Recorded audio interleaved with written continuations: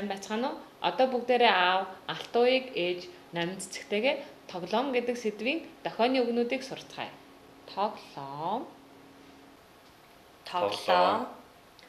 За, хоёр гараа яах нь вэ? Дунд хоёр гараа иш гурав дахь нийлээд тоглоом. За, машин гэдэг дохиог сурцгаая. Машин буюу гараа машины хэлбэртэй олгоод явдаг те. Машин. Урагшаа авлаа. Ухарлаа. Машин. За, дараагийн дохио онгоц. Онгоц. Онгоц дэше нисдэг тийм ээ. Аль болж жоохон дээшээгээ. Онгоц. Энэ аваас эхлээд дээшээгээ онгоц.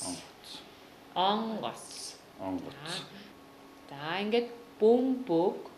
Бөмбөг бөөрийнхээ хэлбэртэй. Гэтэ бас тоглодог те. Бөмбөг буюу бөөрийнхээ хэлбэртэй.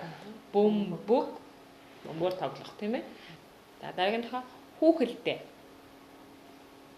Хүүхэлдэй буюу хоёр гараа уруулах хажууд авчираад хөдлөх нь. Хүүхэлдэй.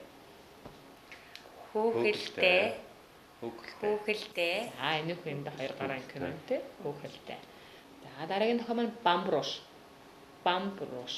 Гараа атгаад эрхээ руугаа золгоод амаа бүтэн тойруулах нь. Бамбрууш.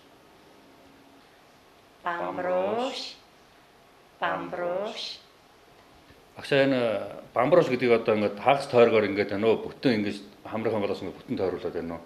Ингээд бүтэн тойруулаад бамбрууш.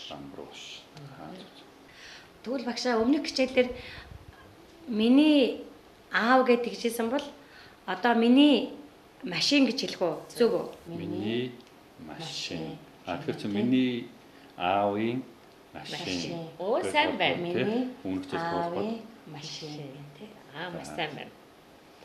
За, ингээд бид тоглоом гэдэг сэдвийн дохионы үгнүүдийг сурлаа.